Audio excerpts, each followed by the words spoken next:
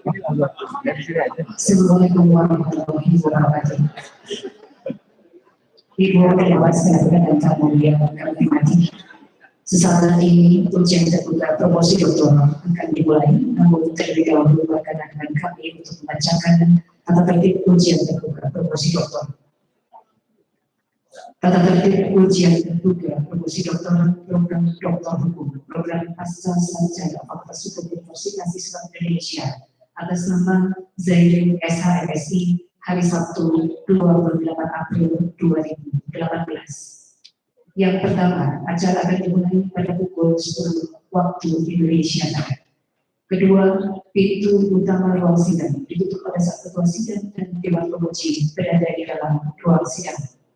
Ketiga, tamu undangan dimohon menempati tempat duduk yang telah disediakan.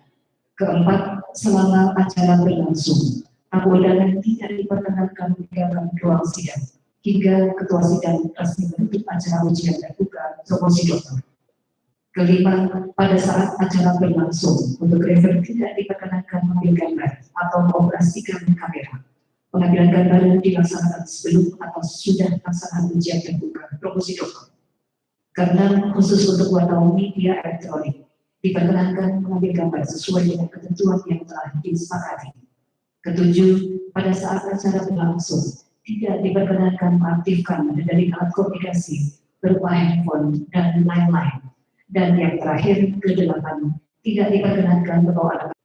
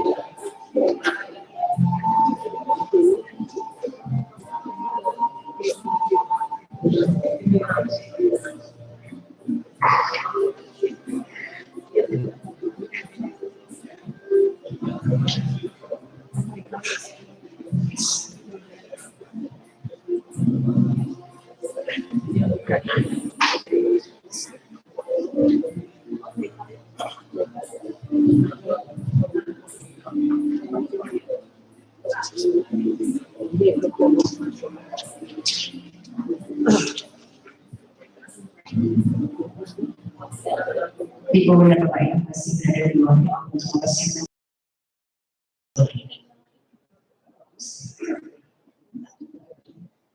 yang kami hormati jajaran PPD Fakultas Hukum Universitas Islam Indonesia, Ibu Dewan Sedang Tangguh hadirin dan hadirat. Assalamualaikum warahmatullahi wabarakatuh. Dengan memohon ridho serta bimbingan Allah SWT, ujian terbuka promosi doktor atas nama Zairin pada program pasca sarjana Fakultas Hukum Universitas Islam Indonesia dimulai. Rektor Universitas Islam Indonesia selaku ketua sidang dan segenap dewan penguji memasuki ruang sidang. Hadirin dimohon berdiri.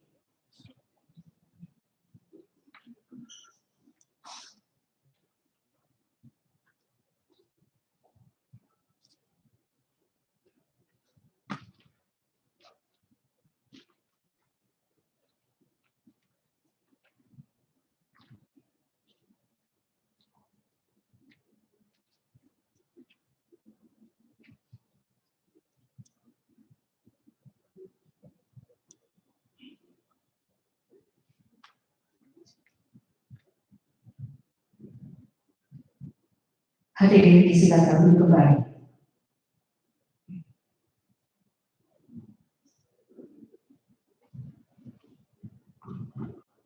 Ketua sidang beserta segenap dewan penguji dan hadirin yang kami hormati. Ujian bersama Zairin pada program pasca sarjana Fakultas Hukum Universitas Islam Indonesia dibuka oleh Rektor Universitas Islam Indonesia selaku ketua sidang. Yang kami hormati Bapak Nanang Sutesto, SH MLM UGSI. Kami silakan. Assalamualaikum warahmatullahi wabarakatuh. Dewan penguji, hadirin yang berbahagia, sebelum ujian promosi doktor dibuka, terlebih dahulu izinkanlah saya memperkenalkan promotor dan co-promotor serta seluruh dewan penguji. Yang pertama, promotor yaitu Bapak Prof. Beliau masih dalam perjalanan dari Surabaya. Mudah-mudahan bisa. Kemudian untuk anggota penguji di sebelah kanan saya yang tidak asing lagi, yaitu Profesor Dr. Saldi Isra SHMPA dari Universitas Andalas Padang. Beliau juga merupakan Hakim Mahkamah Konstitusi Republik Indonesia.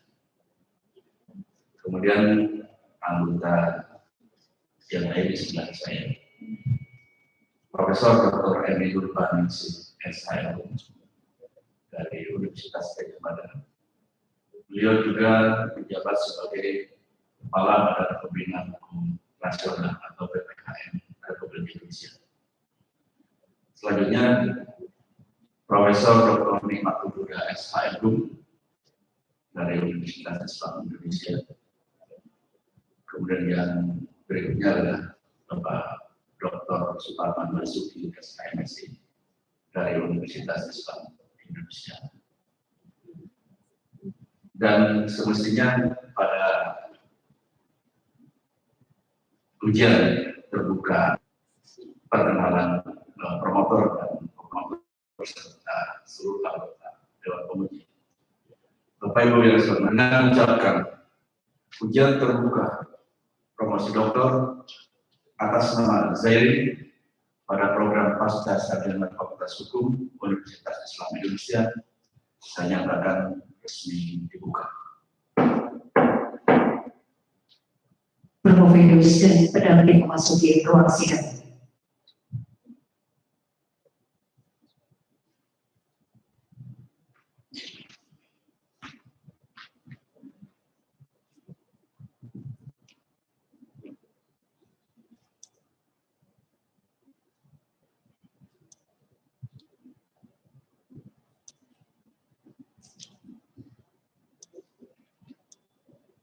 Ujian terbuka promosi doktor atas nama Zairi pada program Pasca Sarjana Fakultas Hukum Universitas Islam Indonesia dimulai dipimpin oleh Ketua Sidang. Sebelum ujian terbuka promosi doktor dimulai, kami persilakan kepada promotor yaitu Profesor Dr. Muhammad Mahfud dan DSHSU untuk memperkenalkan promovendus kepada hadirin. Assalamualaikum warahmatullahi wabarakatuh.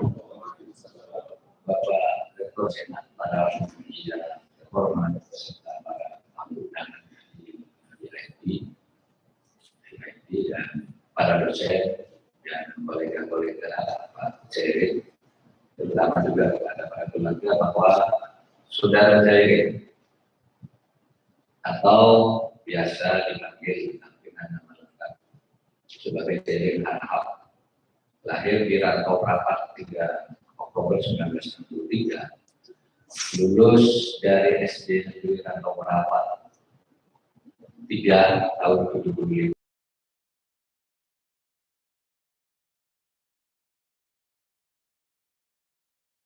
DPR Rantau Prapat lulus tahun 1982. Dari Fakultas Hukum UI Yogyakarta lulus sebagai sarjana S1 tahun 1987 dan lulus dari S2 Magister Fisipol Universitas Gajah Mada tahun 2004. Pada saat ini beliau adalah dosen di Fakultas Hukum UI sekaligus Direktur Lembaga Konsultasi dan Bantuan Hukum LKBH pada Fakultas Hukum UI Yogyakarta. Beliau promovendus aktif menulis karya ilmiah seperti juga dicantumkan di dalam ringkasan buku ini, juga menjadi tenaga ahli di bidang hukum, menjadi narasumber dalam berbagai kegiatan ilmiah dan berbagai organisasi kemasyarakatan. Dari perkawinannya dengan Dr. Ida Rahmasari, Pak Zairi diketuanya 3 orang putra yaitu Ani Prasadida, Nadafi, Arkan, dan Talia Naziha. Pak Zairi sudah menempuh semua proses yang menjadi syarat untuk sampai pada promosi hari ini, mulai dari pendidikan kelas atau kursus di ruang kelas, kemudian ikut ujian komprehensif, ikut seminar proposal, ikut ujian pelayanan, dan sudah lulus dari ujian tertutup, sehingga pada hari ini adalah waktunya untuk menentukan apakah akan benar-benar lulus atau tidak. Kalau hari ini lulus lagi berarti sepulang dari kampus ini beliau sudah menjadi doktor nanti, kecuali nanti dinyatakan tidak lulus. Demikian riwayat hidup Profesor Generasi ini kami sampaikan atas perhatiannya dilakukan. Terima kasih, saya kembalikan kepada Mbak Rektor. Terima kasih Prof. Mahfud. Selanjutnya kami persilakan Promovendus untuk mempresentasikan ringkasan disertasinya dalam waktu maksimum 15 menit. Silakan. Assalamualaikum warahmatullahi wabarakatuh.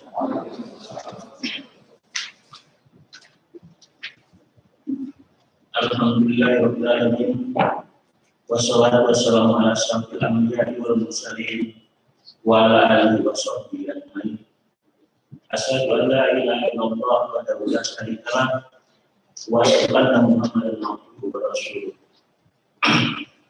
Segala puji dan syukur alhamdulillah disampaikan kepada Allah Subhanahu wa taala yang telah memberikan kesempatan kepada saya sehingga dapat melaksanakan ujian terbuka hari ini. Salawat dan salam semoga selalu tercurah kepada Nabi besar Muhammad SAW. Yang terhormat Ketua Sidang sekaligus Rektor Universitas Islam Indonesia, Bapak Nanda Mustisno SH, LLM, MPhD, PhD, dan Dewan Penguji Ujian Terbuka Disertasi. Yang pertama, yang terhormat Profesor Dr. Muhammad Mahfud MD SHSU sebagai promotor. Yang kedua, Dr. Hayono Ismail MSL sebagai promotor. Dan anggota Dewan Penguji yang terhormat. Yang pertama, Profesor Dr. Arif Hidayat SHMSI yang kebetulan berhalangan hadir. Yang kedua, Profesor Dr. Sali Isra SHMPA. Yang ketiga, Profesor Dr. Endi Nurbaningsih SHMBUM. Yang keempat, Profesor Dr. Mati Buddha SHMBUM. Dan yang kelima, Dr. Subhani. Izinkanlah saya menyampaikan pokok-pokok disertasi sebagai berikut. Sebagaimana diketahui dalam suatu asas hukum, yaitu asas persamaan di hadapan hukum, tahun 2004 yang kemudian diganti dan diubah dengan Undang-Undang 12 tahun 2011. Undang-undangan adalah asas persamaan di hadapan hukum. Sebagaimana diketahui, asas adalah ratio legis bagi lahirnya suatu peraturan persamaan di hadapan hukum. Namun dalam kenyataannya, cukup banyak norma hukum dalam undang-undang ini juga tidak jelas asas hukumnya. Misalnya, persyaratan untuk menjadi pejabat publik mengatakan tidak pernah dihukum dengan ancaman pidana muatan ontologi, sebagaimana yang tercantum dalam undang-undang Pemda atau Pilkada, undang-undang Pilpres, undang-undang Pileg, undang-undang BPK, undang-undang MK, dan undang-undang MA.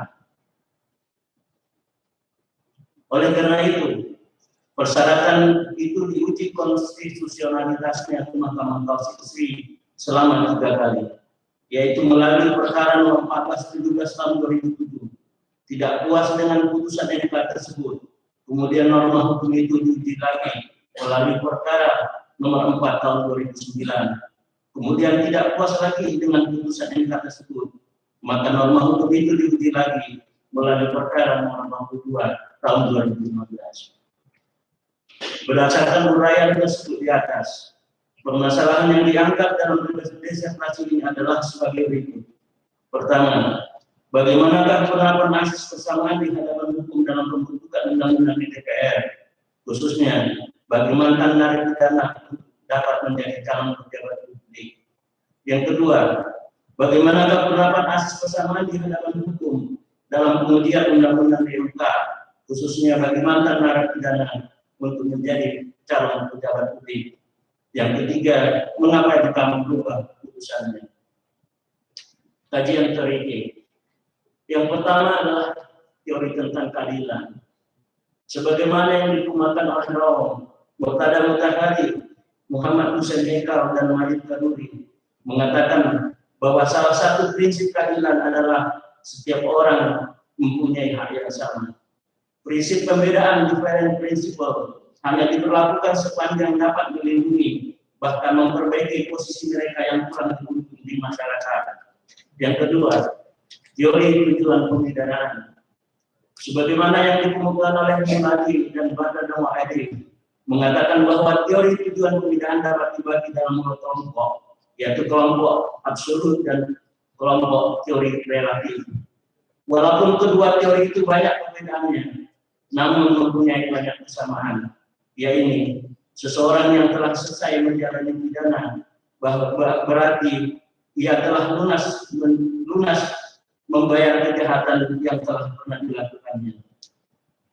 Kemudian dalam konvensi internasional juga banyak disebutkan tentang hak persamaan di hadapan hukum, seperti terdapat dalam pasal 7, pasal 12, 21 Deklarasi Universal.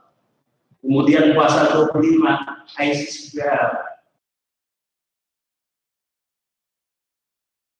Persamaan di hadapan hukum, sebagaimana yang dikemukakan di dalam pasal 4 Sidel dan pasal 1 ayat 4 hanya dapat dilakukan sepanjang untuk kesetaraan dan keadilan, sehingga memperlakukan orang tidak secara sama diperbolehkan. Hasil penelitian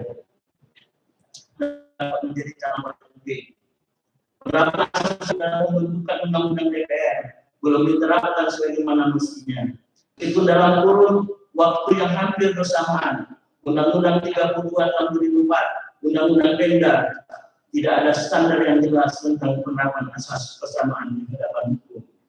Selanjutnya dalam Undang-Undang Pemda atau Undang-Undang Pilkada, persyaratan untuk menjadi calon kepala daerah dari waktu-waktu berubah-ubah, sehingga penerapan asas persamaan di hadapan hukum sedikit agak membingungkan.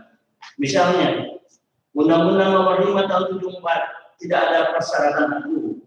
Undang-Undang 22 Tahun 99 persyaratannya sangat benar, yakni tidak pernah dihukum. Sedangkan dalam Undang-Undang 32 2004, Undang-Undang 12 Tahun 2008, dan Undang-Undang Nomor 1 Tahun 2012, persyaratannya adalah tidak pernah dihukum 5 tahun atau lebih. Jadi dalam 3 kurun waktu tersebut, 3 undang-undang berbeda-beda menerapkan asas persamaan di hadapan hukum. Berdasarkan penulisan risalah sidang di DPR, khususnya dalam pembahasan rancangan undang-undang itu, tidak ditemukan adanya pembicaraan yang menyinggung asas persamaan di hadapan hukum. Artinya, apa yang melatar belakangi DPR sehingga merumuskan norma seperti itu tidak begitu jelas.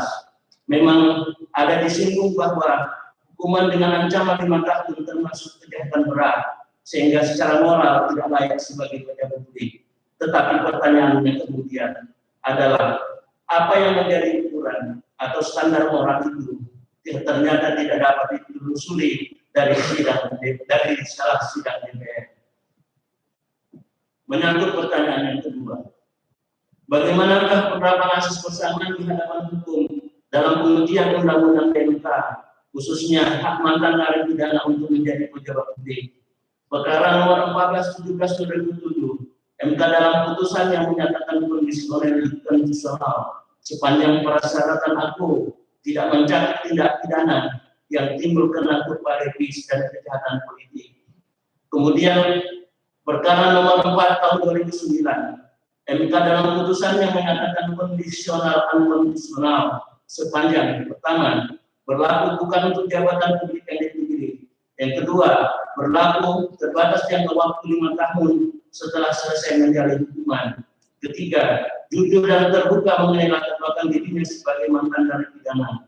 Keempat, bukan sebagai pelaku kejahatan yang berulang-ulang.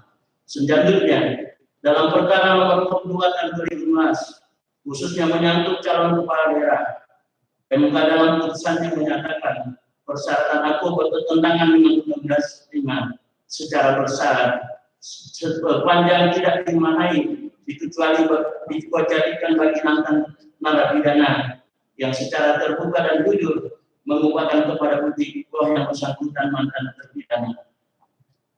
Meskipun telah ada putusan MK tahun 2007 yang diputuskan tanggal 11 Desember 2007, namun pengganti Undang-Undang 32 tahun 2004, yakni Undang-Undang 12 tahun 2008 yang dikeluarkan tanggal 28 Februari 2008, ternyata persyaratan hukum aku tidak berubah.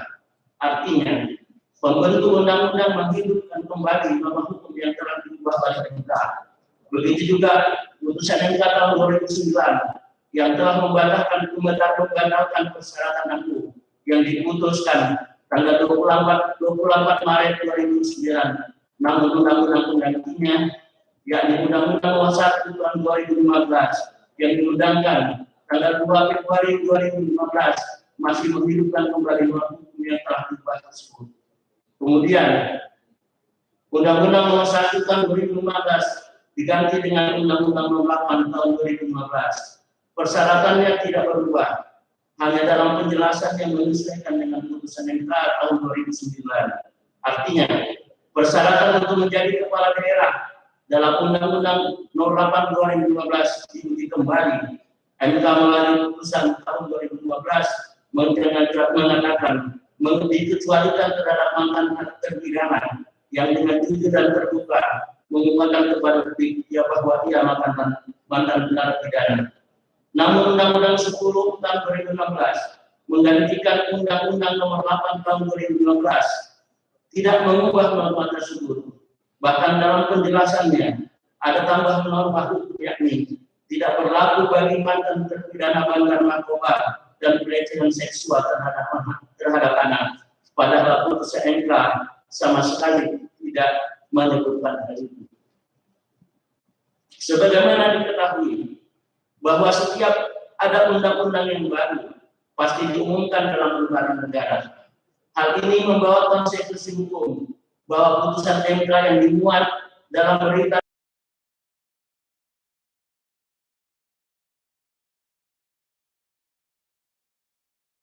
mana yang harus dipakai. Oleh karena itu menurut saya yang berlaku adalah undang-undang, bukan putusan MK.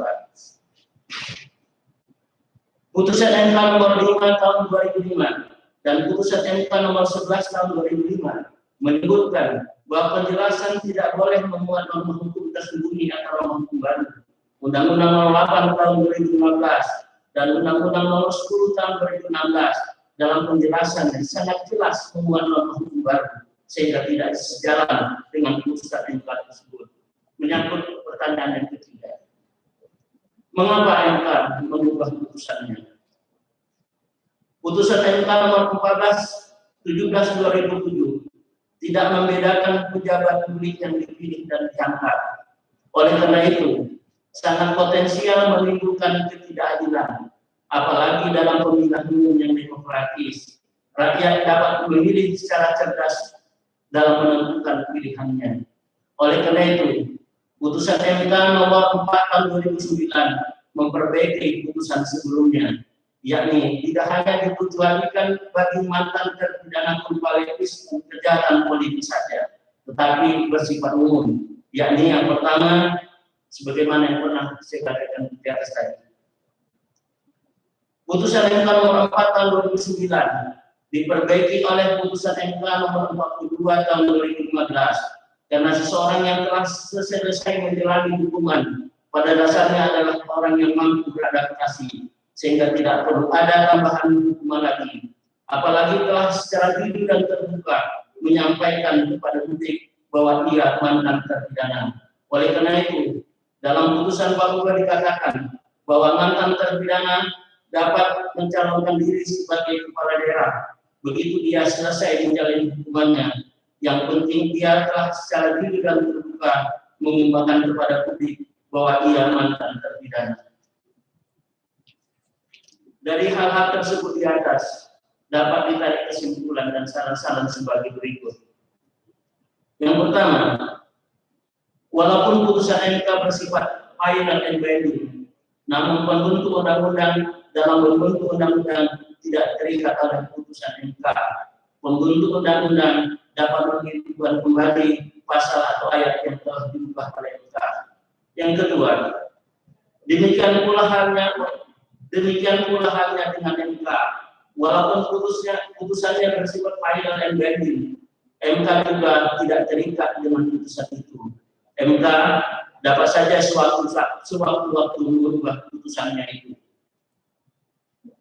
Menyangkut tentang rekomendasi, yang pertama, kalau konstitusinya belum berubah, maka pasal ayat yang telah diubah oleh MK seharusnya tidak dapat dihidupkan kembali oleh pembentuk undang-undang, kecuali ada alasan filosofis dan moralitas yang dapat dipertanggungjawabkan secara akademis. Oleh karena itu, kiranya penting juga dipertimbangkan agar putusan MK diumumkan dalam lembaran negara, bukan seperti yang terjadi selama ini dalam berita negara, karena yang dibatalkan MK adalah undang-undang. MK dalam mengubah putusannya juga haruslah memiliki dasar filosofis dan moralitas yang kuat. Perubahan putusan 2007 ke 2009 cukup masuk akal karena putusan 2007 melakukan generalisasi. Tetapi putusan tahun 2009 ke 2015 dengan menghilangkan syarat tenggang waktu 5 tahun dan syarat bukan pelaku kejahatan yang berulang mengandung kontroversial. Demikianlah pokok-pokok dari disertasi yang dapat saya sampaikan. Lebih dan kurang saya maaf. Wabillahi taufiq wal hidayah. Wassalamualaikum warahmatullahi wabarakatuh. Baiklah, selanjutnya kami persilakan kepada Dewan Penguji untuk memulai dengan pertanyaan secara bergilir yang bertalian dengan disertasi. Waktu masing-masing maksimal 10 menit. Kami persilakan untuk pertama Profesor Dr. Saldi Isra.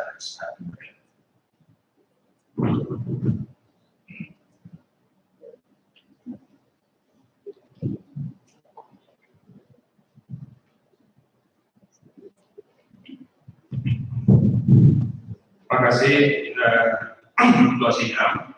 Assalamualaikum warahmatullahi wabarakatuh.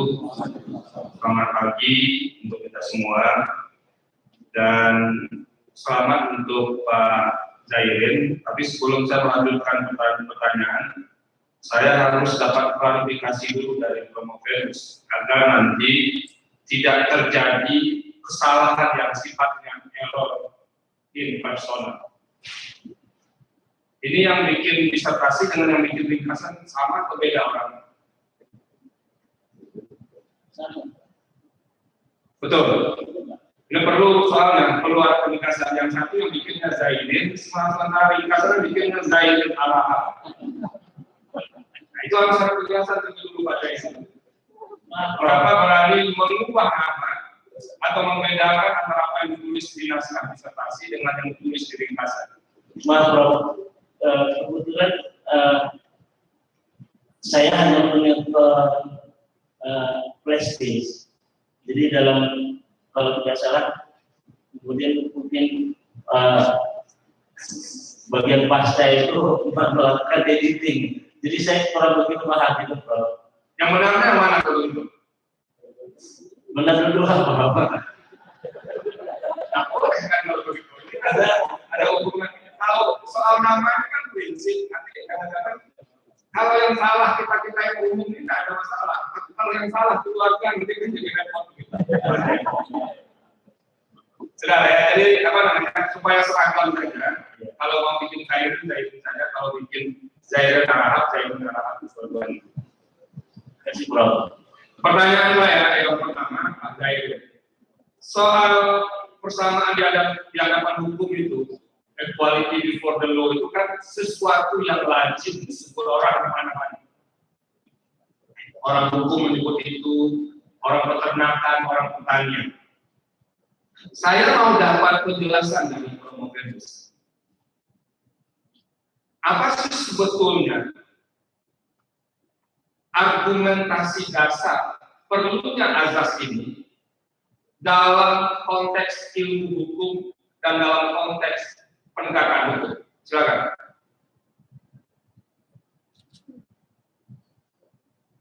Perlunya asas ini dalam konteks penegakan hukum karena supaya tidak ada diskriminasi. Karena persamaan di hadapan hukum itu memperlakukan orang secara sama. Jadi kalau penegakan hukum kita membeda-bedakan antara satu orang dengan orang lain tentu akan menimbulkan ketidakadilan. Oleh karena itu asas equality before the law ini untuk pertama kalinya adalah dalam peradilan sebagaimana yang didapat di dalam sistem common law. Demikian, Prof. Oke, sekarang saya mau dalam. Kalau semua orang itu tidak boleh dibedakan, karena itu prinsip dasar terhadap promovelis.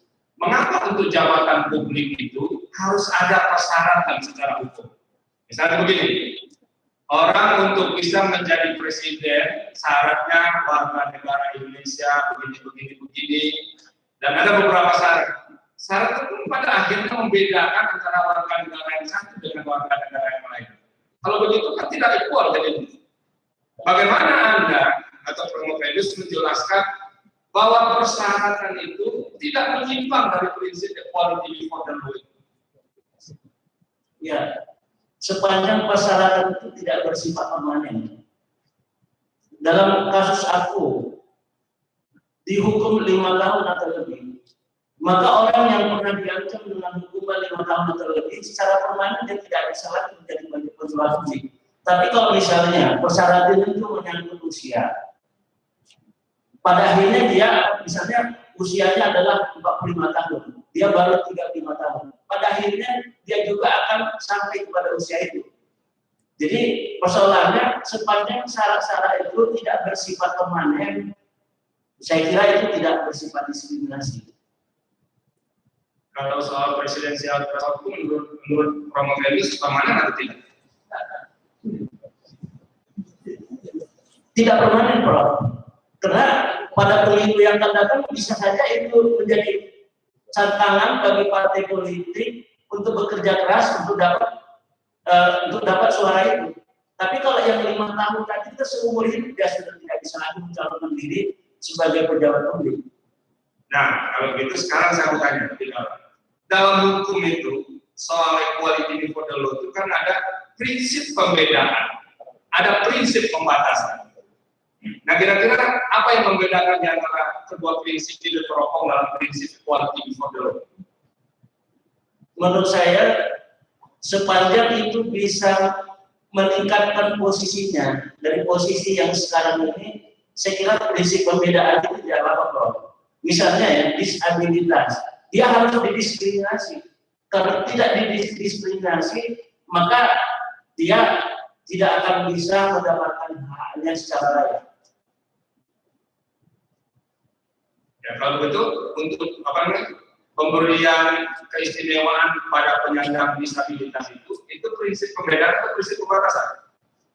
Prinsip pembedaan. Kenapa?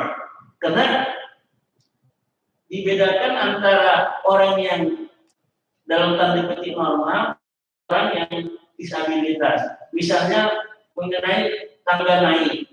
Kalau disabilitas menggunakan tangga yang naik yang manual, tentu itu tidak ada baginya. Oleh karena itu disediakan baginya tangga eskalator atau lift.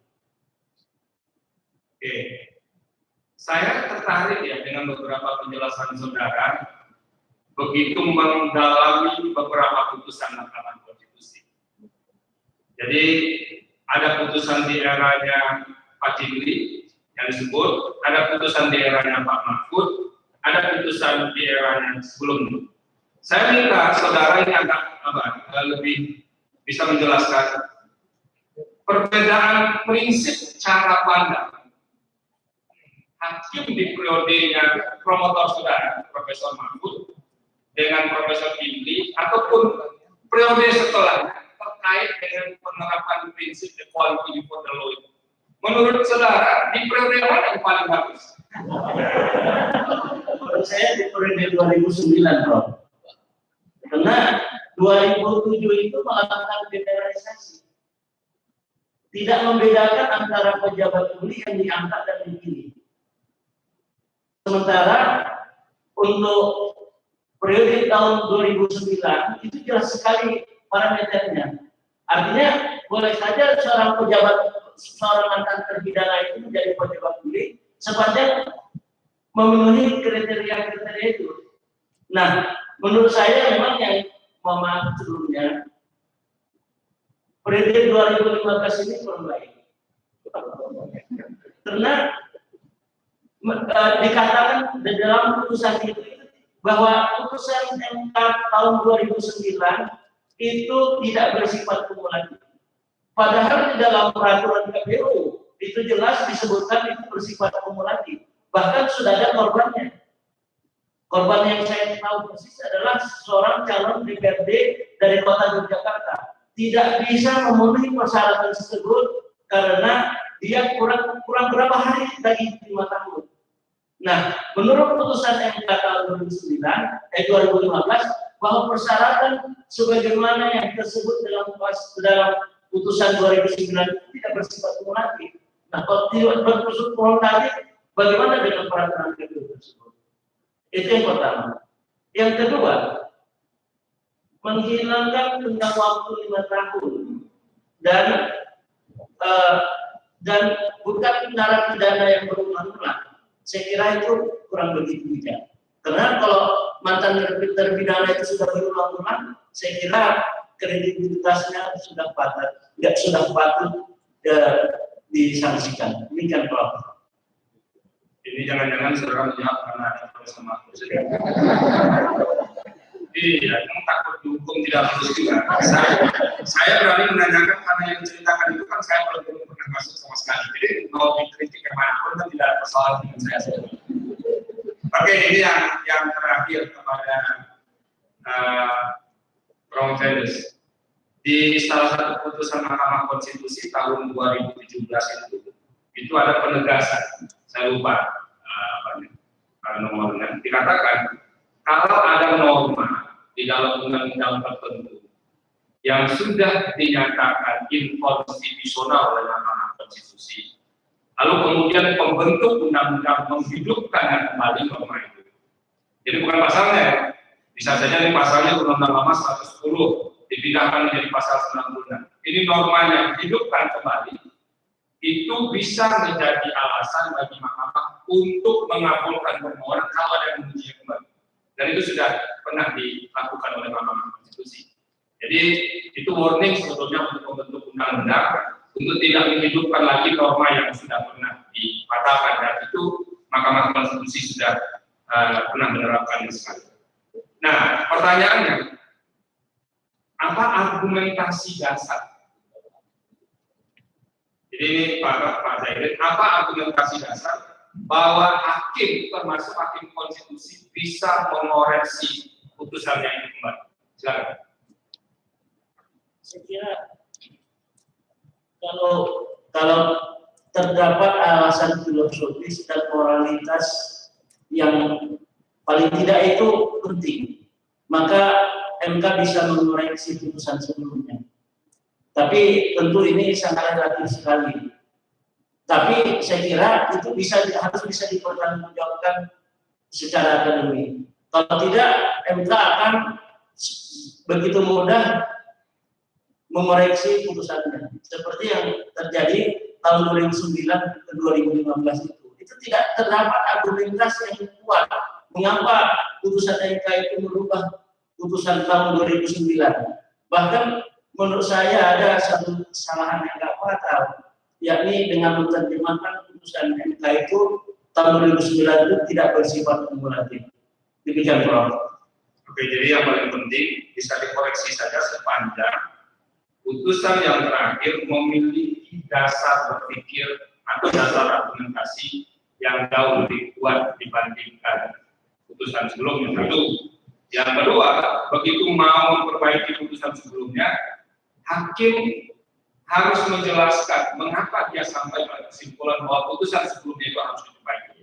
Jadi itu yang harus dilakukan. Jadi boleh saja kalau putusan itu ada perubahan. Jadi dua hal tadi yang harus jadi pertimbangan hakim. Terima kasih Ketua Sidang. Terima kasih Prof. Saldi. Selanjutnya Profesor Dr. Eni Urbanis. Silakan.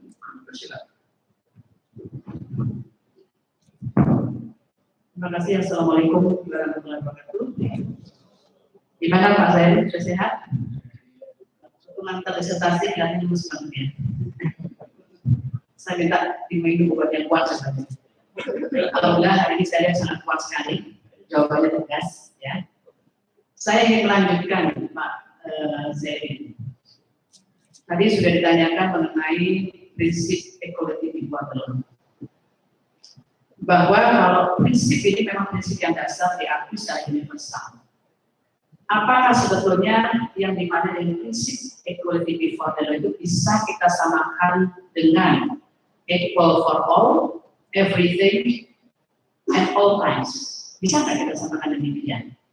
Kapan kemudian ada dan dibolehkan adanya penyimpangan terhadap prinsip equality before the law itu di dalam kehidupan misalnya ketatanegaraan termasuk dalam pembentukan norma-norma.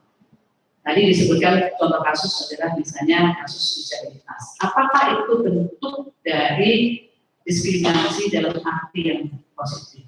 Silakan. Iya Pak, menurut hemat saya itu hampir sama. Yang kedua, penyimpangan terhadap asas equality before the law itu diperbolehkan. Karena begini, tujuan utamanya adalah keadilan. Jadi asas persamaan juga di hadapan hukum itu tujuannya adalah keadilan. Jadi kalau membuat sama orang itu menjadi tidak adil, berarti asas equality before the law itu perlu dipertanyakan. Karena tujuannya adalah keadilan. Oleh karena itu keadilanlah yang menjadi tujuan. Jadi menurut saya pembedaan itu diperlukan, pembedaan itu penting sepanjang itu dalam rangka keadilan atau membuat posisi seseorang itu menjadi lebih baik di masyarakat. Demikian Pak. Jadi dengan demikian diskriminasi dalam arti kata yang positif itu dimungkinkan untuk melakukan pembatasan atau pembedaan. Pembedaan, Prof. Apa yang maksud pembedaan di sini? Yang pertama yang saya mau menjelaskan lagi tentang yang orang yang dalam tanda petik normal dan orang yang penyandang disabilitas. Dan ini dibedakan. Jadi orang yang disabilitas menggunakan tangga lift atau eskalator, sedangkan yang tidak itu menggunakan tangga manual. Jadi ini membedakan, Pak. Jadi tapi membeda-bedakan ini dalam rangka keadilan. Baik, yang berikutnya saya klarifikasi bahwa tadi saudara menjelaskan mengenai putusan-putusan MK itu dimungkinkan untuk dilakukan koreksi, perbaikan. Kemudian Prof. Sadi menjelaskan dalam posisi beliau sebagai hakim MK beberapa kemudian kriteria untuk melakukan itu. Dalam benak saya, bagaimana cara kita kemudian memiliki satu batasan bahwa koreksi itu tidak kemudian menyimpangi dari prinsip final and binding. Kalau begitu caranya berarti prinsip subjektivitas bisa lebih tinggi daripada objektivitas sebuah putusan. Bagaimana caranya saudara kemudian membangun sebuah konsep bahwa ketika ada koreksi itu tetap kemudian prinsip final and binding itu tetap dipegang teguh sehingga tidak dilakukan setiap saat perubahan-perubahan terhadap putusan yang menyebabkan terganggunya atau kemudian itu tidak jelaskan dalam penerapan prinsip itu. Bagaimana penjelasannya? Ya, ini memang pertanyaannya sulit ya Prof. Tapi menurut saya seobjektif apapun alasannya, kalau orang itu berada di seberangan, maka tetap akan mengatakan bahwa putusan itu mengandung subjektif. Oleh karena itu, putusan MK yang mengkoreksi putusan sebelumnya itu tidak akan pernah objektif, tidak akan pernah membuat semua orang puas. Karena itu tadi, kalau orang yang setuju dengan putusan MK akan mengatakan itu objektif. Tapi orang yang tidak puas dengan putusan MK mengatakan bahwa itu putusannya subjektif. Tetapi sebagaimana yang dikemukakan oleh Konsul Islam, setidak-tidaknya itu bisa diminimalisir. Yang pertama seperti dikemukakan tadi bahwa ada argumentasi yang lebih kuat dari putusan sebelumnya. Jadi kalau MK bisa menjelaskan argumentasinya lebih kuat daripada putusan sebelumnya, maka itu tidak menjadi soal. Karena perbedaan pendapat itu saya kira adalah sesuatu yang biasa. Demikian, Prof. Berarti kalau begitu prinsip final and binding itu tidak mutlak. Iya, Prof. Betul. Betul, Prof. Baik, yang berikutnya. Saya tertarik karena saudara menyebutkan pandangan dari Anda tentang ROCP yang Anda kaitkan dalam proses pembentukan perundang-undangan. ROCP itu adalah satu kumpulan dari beberapa prinsip, ya, yaitu mulai dari rule, authority, capacity, dan seterusnya. Kalau saudara melihat ROCP, kemudian saudara comparekan dengan Undang-Undang 12 tahun 2011. Apakah Undang-Undang 12 2011 itu sudah mengadopsi prinsip-prinsip ROCP tersebut?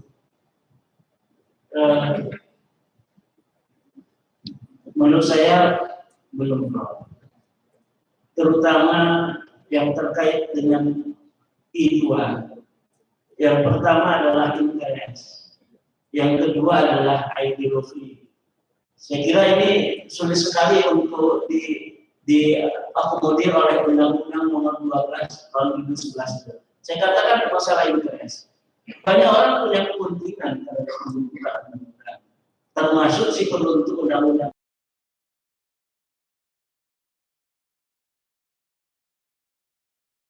Ideologi, masalah misalnya masalah agama. Agama aja, walaupun sama-sama agama Islam, saya kira mazhabnya berbeda-beda, sehingga ini sudah sekali diakomodir. Oleh karenanya banyak tulisan yang mengatakan bahwa kalau dikatakan teori ROCP ini dua itu yang sangat sulit diterapkan, khususnya dalam Undang-Undang 12 tahun 2011. Demikian, Prof.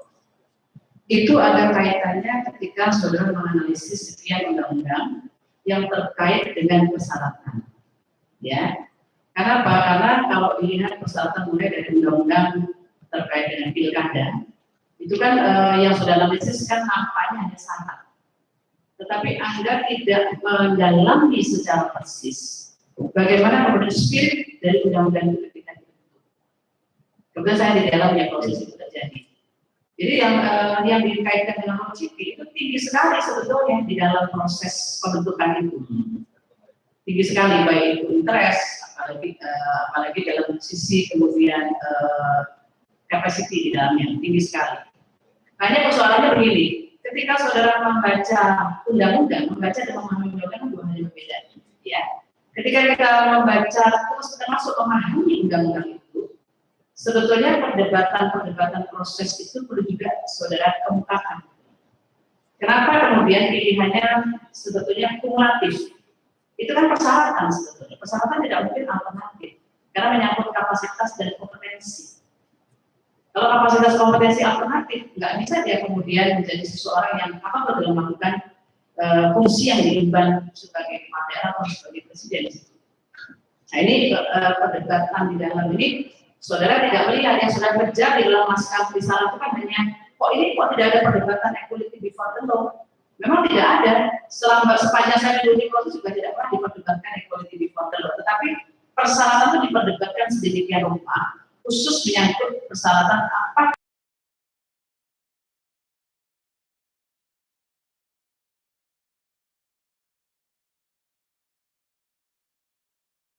singkat. Perubahan undang-undang itu kan sangat singkat. Nah, undang-undang bidang politik itu sangat interestnya tinggi sekali.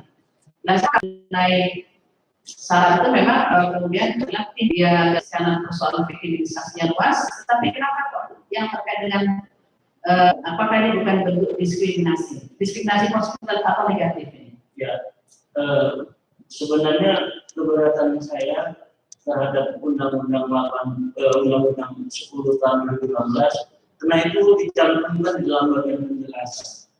Seandainya itu dicantumkan di dalam batang tubuh, mungkin tidak begitu prosesnya. Putusan MK itu dimasukkan dalam lembaga negara. Apa beda lembaga negara dengan pemerintahan?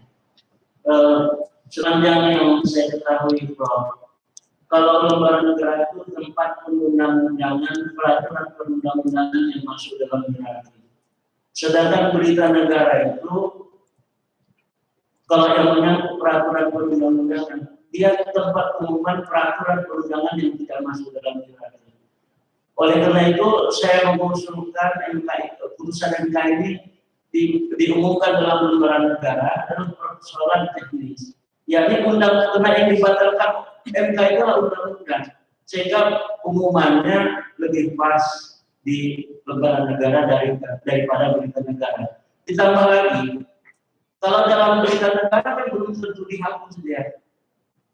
Kalau ada undang-undang yang baru.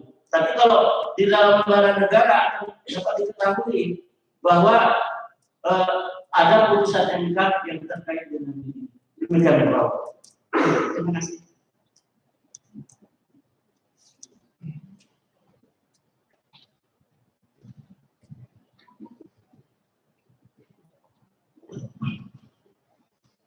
Selanjutnya kami persilakan. Assalamualaikum warahmatullahi wabarakatuh. Dari rangkaian beberapa pertanyaan dan jawaban, kami tahu kalau begitu apakah Mahkamah Konstitusi itu juga berkontribusi dalam pembentukan politik hukum dan pembentukan peraturan perundang-undangan? Betul, Prof. Karena dengan begitu, mana norma-norma hukum yang dibatalkan atau tidak sesuai dengan Undang-Undang Dasar 45, maka itu bisa menjadi politik hukum bagi pembangunan hukum nasional. Oke, tadi juga disampaikan oleh Pak Zaidan bahwa DPR tidak lagi ada sebagian yang tidak mau mengakomodir putusan MK itu dalam pembentukan peraturan perundang-undangan. Bahkan di kesimpulan yang pertama, Pak Zaidan mengatakan di situ DPR itu tidak membentuk undang-undang dalam pembentukan undang-undang tidak terikat oleh putusan MK. Ini gimana? Ya, tentu itu sangat itu adalah kenyataan yang terjadi saat ini. Jadi itu bukan takdir yang ideal. Jadi kalau sekarang yang kita lihat adalah bahwa senyatanya DPR itu tidak terikat oleh putusan MK. Karena pasal atau ayat yang dimatikan, yang dinegatifkan oleh MK bisa dihidupkan oleh DPR. Tapi menurut saya ini bukan yang ideal. Gitu, Prof. Seharusnya bagaimana? Seharusnya pasal yang sudah dimatikan oleh MK tidak bisa DPR sepanjang konstitusinya belum berubah. Itu yang pertama. Karena kalau MK itu kan menguji undang-undang, sehingga menurut saya sebenarnya putusan MK itu tarafnya sama dengan konstitusi di atas undang-undang. Karena dia membatalkan undang-undang. Karena dia membatalkan undang-undang, maka dia putusan Mahkamah Konstitusi itu berada setingkat dengan undang-undang dasar. Itu yang pertama. Dengan undang-undang. Yang kedua, ini prinsip yang paling utama. Yang kedua, bisa saja DPR itu mengubah putusan MK sepanjang yang seperti saya katakan, walaupun sifatnya masih sangat umum, ada alasan filosofis dan moralitas yang kuat sehingga dia harus menghidupkan kembali putusan MK tersebut. Demikian, Pak. Ya, kalau nggak salah di disertasinya jubir MK ini Mas Fajar, itu kan dia mengkaji banyak sekali putusan-putusan MK yang tidak ditindaklanjuti oleh DPR sehingga dia memenang di atas kertas.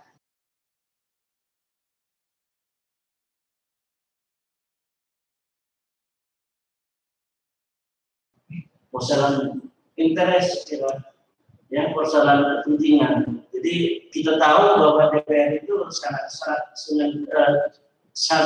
dengan berbagai kepentingan. Seharusnya kepentingan jangka pendek seperti itu ditinggalkan untuk kita membangun negara. Demikian, Prof. Terakhir, kontribusi apa yang disumbangkan disertasi ini dengan dunia pendidikan? Yang pertama mungkin bisa sebagai menambah pasana bahwa memang benar bahwa DPR itu bisa mengubah putusan MK. Itu adalah, tapi dengan catatan bahwa itu diperbolehkan sepanjang. Yang kedua, ternyata pengertian final binding itu hanya sebatas ketika putusan itu dikeluarkan sebelum ada undang-undang yang baru. Jadi selama ini mungkin keterbatasan yang saya miliki, bahwa saya kira dulu bahwa final binding itu pengertiannya adalah sangat permanen. Tapi setelah saya menulis disertasi itu ternyata final binding itu sepanjang belum ada undang-undang baru dan sepanjang belum ada putusan MK. Demikian, Prof. Terus selanjutnya silakan Pak Dr. Suparman Marsudi. Terima kasih Pak Sidang, para penulis. Asas hukum tidak hanya asas equality pokok bersamaan dengan hukum. Semua asas hukum itu dikritik sebagai produk dari kelas-kelas elit kaum menengah pasca Eropa dengan absolutisme. Dan dikritik karena itu sebetulnya sebuah asas yang sangat mungkin bisa terjadi anequality kalau dia diterapkan pada satu konteks masyarakat yang tidak equal. Karena itu asas ini sifatnya fleksibel. Semua asas itu fleksibel untuk sebagai guiding, sebagai pedoman, sebagai kompas untuk penyusunan norma dan penegakan. Karena itu inkonsistensi penerapan asas ini dalam penyusunan undang-undang atau penegakan hukum itu bisa jadi sesuatu yang tidak bisa dihindari. Dan belum tentu juga inkonsistensi itu buruk. Bagaimana Pak Modus? Ya,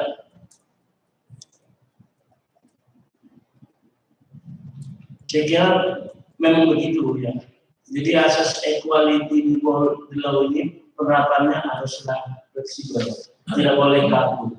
Jadi seperti yang saya katakan tadi bahwa tujuan asas equality di law ini adalah untuk memberikan keadilan. Sehingga kalau sama itu membuat tidak adil, maka tidak perlu dipersamakan. Tapi kalau tidak sama itu bisa membuat adil, maka boleh mengadakan pembedaan. Gitu, Pak. Baik, berdasarkan jawaban Prof. Apakah itu artinya putusan-putusan MK yang sudah terjadi ini tidak berubah?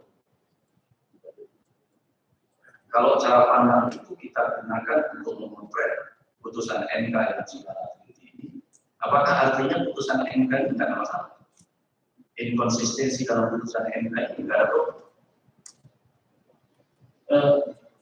Problem, saya kira problem. Karena argumentasi kita menyangkut masalah substansi ya. Kalau bicara tentang masalah teknologinya memang tidak problem. Tapi kalau bicara tentang substansinya itu problem. Karena seperti yang saya katakan tadi bahwa perubahan putusan 2009 ke 2015 sama sekali argumentasinya kurang kuat. Jadi di situ problemnya di situ.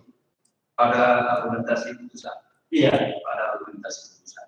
Nah, terkait argumentasi putusan, tadi Prof. Saldi sudah menyinggung kalau beliau menggunakan istilah pengetahuan pusat pandang.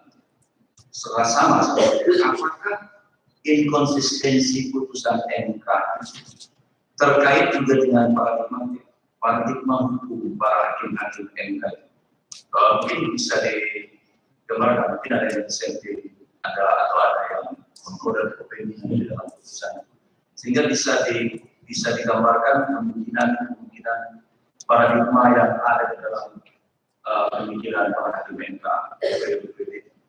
Ya, kebetulan memang putusan 2009 ke 2015 itu ada dissentingnya. Jadi di sini bisa melihat bahwa ada problem yang pada dinikmati gitu. Ya. Yang inkonsistensi. Jadi problem ini dan yang lain kemungkinan atau dapat disimpanginya asas persamaan. Ini saya setuju dengan pendapat ini.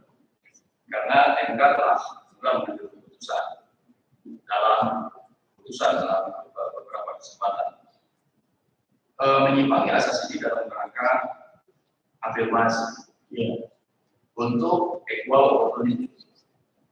Kalau asas persamaan hukum itu tidak memperhatikan itu, maka akan terjadi kesamaan. Nah, apakah putusan MK yang sudah teliti ini ada keinginan atau ada dasar pertimbangan untuk equal opportunity? Saya kira pihak yang berkepentingan dalam saya kira kalau untuk pihak berkepentingan dalam putusan itu saya kira tidak ada. Tapi kalau dalam putusan 2007 itu jelas sekali bahwa karena dia melakukan diskriminasi terhadap kejahatan berupa lepis dan kejahatan politik, sehingga kenapa kejahatan berupa lepis dan kejahatan politik saja yang dikecualikan dari persyaratan tersebut. Ini tidak terbuka argumentasinya. Baik, terima kasih.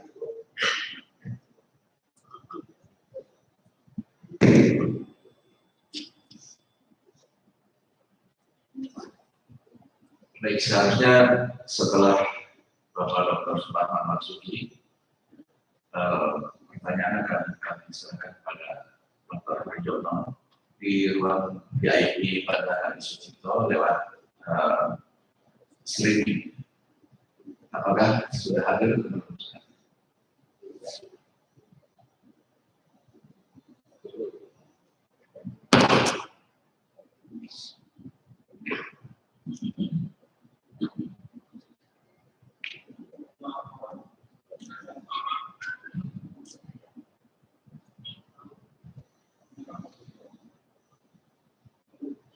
Oh ya, sudah siap. Baik, Bapak Dr. Haryono, bisa dengar suara saya? Masih di pelan-pelan saja dia tidak siap. Sudah siap? Betul. Baik, kami persilakan Pak Dr. Haryono untuk menyampaikan pertanyaan kepada saudara saya. Halo. Ya, silakan, kami mendengar. Halo. Ya, silakan. Halo. Silakan Pak langsung menyampaikan pertanyaan. Halo, putus-putus. Halo.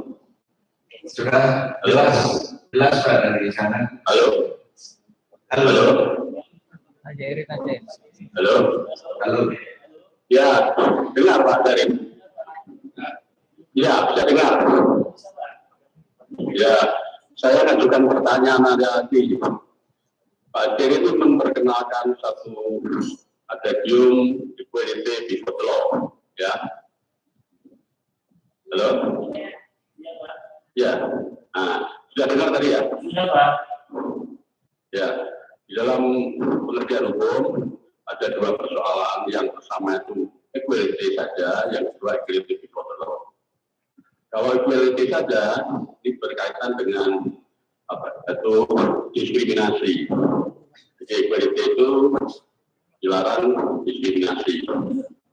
Tapi kalau kita sudah equality before the law, sebenarnya suatu proses yang due proses, depan peradilan itu prosesnya. Nah, kira-kira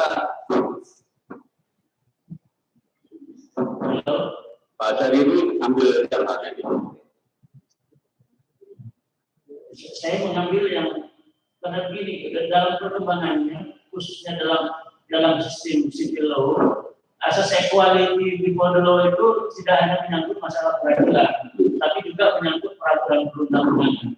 memang kalau kita bicara sejarah, equity itu memang bicara terkait dengan diskriminasi, equality before law, equality before law.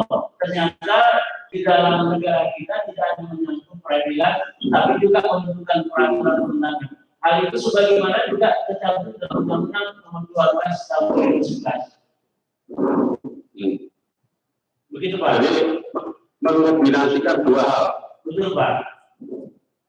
Mengkombinasikan dua hal untuk meneliti putusan-putusan MK. Betul Pak. Ya kan?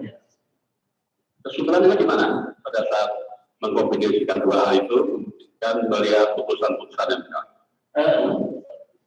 Khususnya pertama yang di DPR, penerapan asas equality before the law ini agak membingungkan karena peraturan perundangan itu mempunyai standar yang berbeda, sementara implementasinya tidak ditentukan. Tetapi kalau dalam putusan MK memang jelas itu alur pikirnya. Walaupun memang sedikit saya tadi ada keberatan putusan 2007 ke 2009 memang masuk akal, yakni tentang putusan tahun 2007 itu bersifat generalisasi, tapi putusan tahun 2009 ke 2012 itu sedikit agak bermasalah karena telah menggunakan sifat yang kumulatif daripada putusan tahun 2009. Oke. Adakah satu saran Anda untuk mengatasi itu? Ya, saran saya sebagaimana yang telah saya kemukakan tadi, bahwa DPR itu seharusnya yang pertama DPR itu harusnya punya parameter tentang penerapan asas equality before the law. Yang kedua, terkait dengan putusan MK seharusnya DPR betul-betul memperhatikan putusan MK. Jadi tidak dengan begitu mudah mengubah putusan MK tersebut. Sedangkan di Mahkamah Konstitusi saya menyarankan agar apabila merubah putusannya itu haruslah mempunyai argumentasi yang lebih kuat daripada putusan sebelumnya. Demikian Jadi Anda mengatakan bahwa setiap perubahan sikap apa yang diambil Mahkamah Konstitusi itu mempunyai satu alasan yuridis. Gitu. Betul Pak. Maka sementara ini memang Anda lihat sebagai kurang alasan yuridis kalau sampai MK memberikan satu perubahan terhadap putusan sebelumnya. Yang kurang Pak. Karena sekali lagi sebenarnya saya juga sebenarnya dalam disertasi itu agak bertanya-tanya sedikit. Ketika melakukan pengujian pasal atau ayat dalam satu undang-undang, orang menyebutkan bahwasanya ini bertentangan dengan pasal 27.1, bertentangan dengan pasal 28D1, bertentangan dengan pasal 28D1. Tetapi kebanyakan putusan Mahkamah Konstitusi tidak membahas tentang itu, langsung menyatakan tidak bertentangan dengan Undang-Undang 15. Jadi sama sekali bertentangan atau jadi alasan itu tidak begitu jelas Prof. Oke. Kalau itu yang Anda lihat ya, ini saya praktis saja. Kira-kira saran Anda apa kalau kemudian akan ada seleksi hakim yang syaratnya harus menguasai undang-undang dasar? Saya kira itu bagus sekali Prof. Jadi seharusnya syarat menjadi hakim MK itu hafal undang-undang dasar 45. Kalau apa nanti bisa apa? Yang memahami juga Prof. Oke. Sementara itu dulu saya kira. Terima kasih. Terima kasih Prof. Ya. Baik, terima kasih Prof. Argano. Dan selanjutnya kami silakan pada promotor Profesor Muhammad. Satu saja Pak David. Itu meskipun equality before the law itu berlaku di peradilan maupun di peraturan, tetapi dari sudut peraturan itu ada satu mekanisme di mana equality before the law itu bisa dihilangkan. Apa itu namanya? Boleh kok equality before the law tidak dilakukan. Misalnya gini, di semua perguruan tinggi di Indonesia itu anak-anak Papua itu boleh masuk tanpa standar tes yang sama dengan yang berlaku di Jawa. Kan itu diskriminasi terhadap orang Jawa. Itu apa namanya di dalam afirmatif. afirmatif action. Coba Bapak.